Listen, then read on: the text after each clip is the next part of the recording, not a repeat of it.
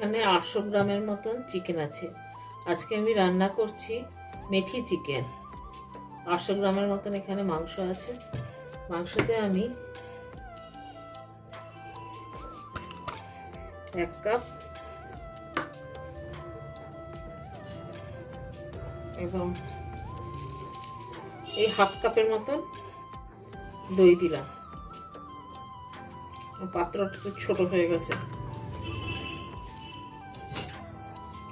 আর দেব স্বাদ মতো নুন, আর দেব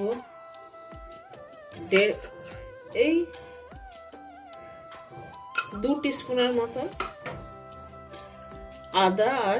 আদা রসুন আর লঙ্কার পেস্ট। এবার এটাকে আমাকে ভালো করে, আর দেবো খানিকটা 1 টেবিল স্পুনের মতন সাদা তেল।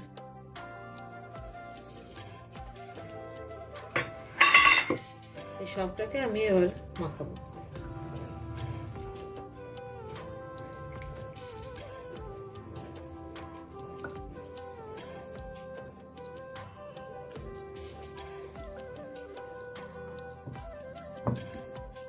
এটা এবারে আমি 1 ঘন্টার মতন ম্যারিনেট করে রাখবো।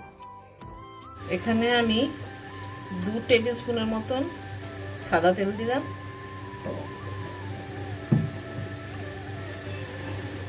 আর 1.5 টেবিল স্পুনের মতন ঘি দিলাম।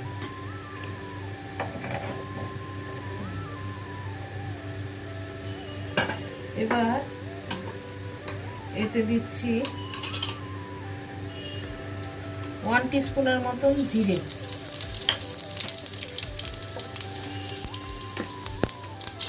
কাঁচা লঙ্কা,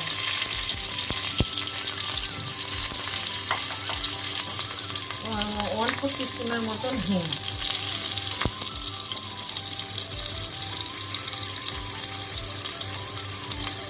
এটা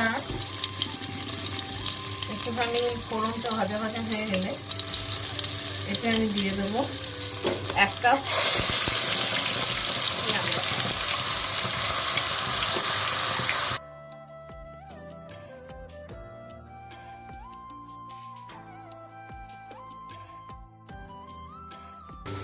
পেঁয়াজটা ভাজা ভাজা হচ্ছে। এই সময় আমি আরও 1 টিস্পুনের মতো আদা রসুনের পেস্ট দিলাম, কেননা তখন একটু আদা রসুনের পেস্ট দিয়েছিলাম, এখন খানিকটা দিলাম।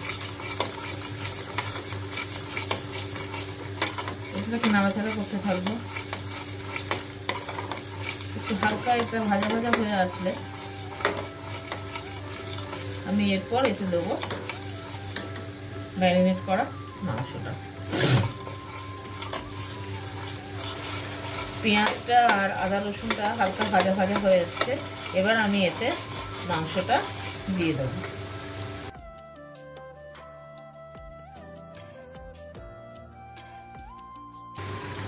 মাংসটা দেওয়া হয়ে গেছে।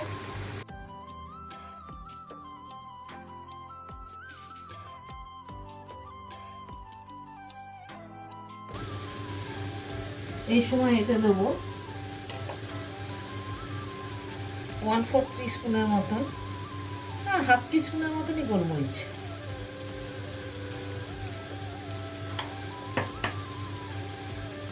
নিয়ে আবার জিনিসটাকে একটু নেড়ে দেবো। এটা একটুখানি ঝাল ঝাল হলে খেতে ভালো লাগে। আর দেব ধনে গুঁড়ো,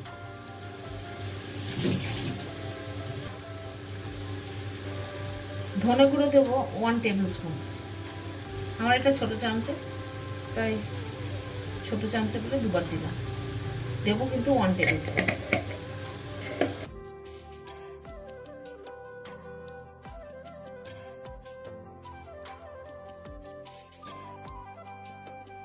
এটা এখন আমি 10 মিনিটের জন্য ঢাকা দিয়ে রান্না হতে দেব।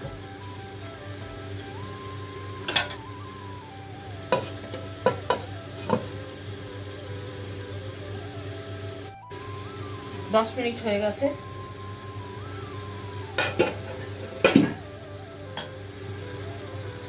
চিকেন থেকে জল বেরোতে শুরু করে দিয়েছে।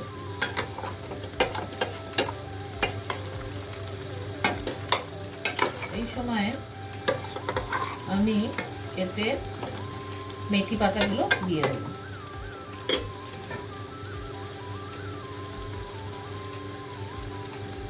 আমি মেথি পাতাগুলোকে কুচোই নি। হ্যাঁ, মেথি পাতাগুলোকে এরকম করে আমি ভালো করে ধুয়ে দিয়ে দেবো।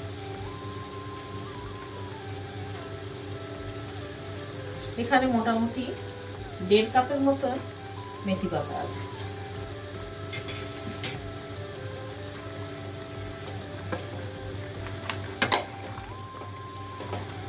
নাড়াচাড়া করাটা বড়ই কষ্ট আমার কাছে।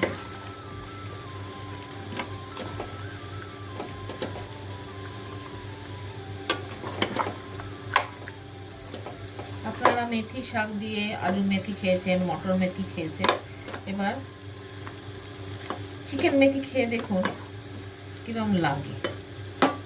আমার তো মনে হয় ভালোই লাগবে। এবার আমি এটাকে আবার 10 মিনিটের জন্য ঢাকা দিয়ে দেব।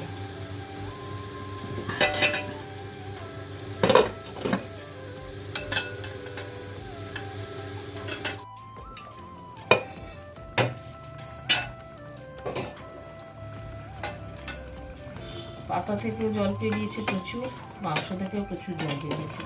এই জলটা যতক্ষণ না মরছে ততক্ষণ পর্যন্ত হবে না। সেই জন্য আর মাংসগুলো এখনও সেদ্ধ হয়নি। এটা এখন লো হিটে যতক্ষণ পর্যন্ত না মাংসটা সেদ্ধ হচ্ছে, যতক্ষণ পর্যন্ত না এই জলটা মরছে, ততক্ষণ পর্যন্ত এটা সেদ্ধ হোক।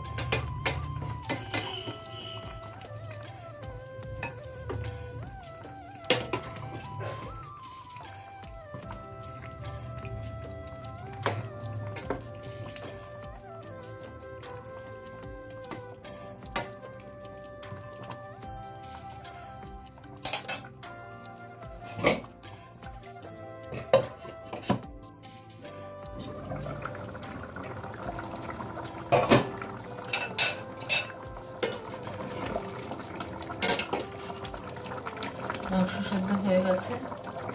আর এইটুকু যে জলটা আছে এটা আমি যদি নিভিয়ে দিই আস্তে আস্তে আপনা থেকে টেনে যাবে। সেই জন্য আমি জলটা রাখছি। আর কারো যদি ইচ্ছা হয় এটাকে মারিয়ে দিতে পারেন, তো আমার মনে হয় জলটা থাকলে আমাদের সুবিধা হবে। একটু ঝোল ঝোল করতে চাইছি বলে আমি এটা করেছি। আর এটা ঠান্ডা হয়ে যাওয়ার পর খানিকটা জল টেনেও নেন। এবার আমি এটাকেও অফ করে দিচ্ছি।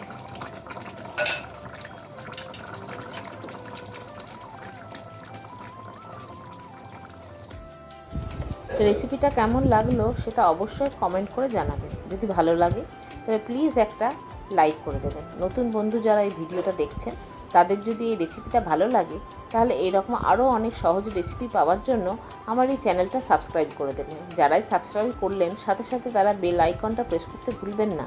বেল আইকন প্রেস করা থাকলে নেক্সট ভিডিও আপলোড করলেই আপনার কাছে সঙ্গে সঙ্গে নোটিফিকেশান চলে যাবে, আর আপনি কোনো রেসিপি মিসও করবেন না। আজ তাহলে আসি, ভালো থাকবেন।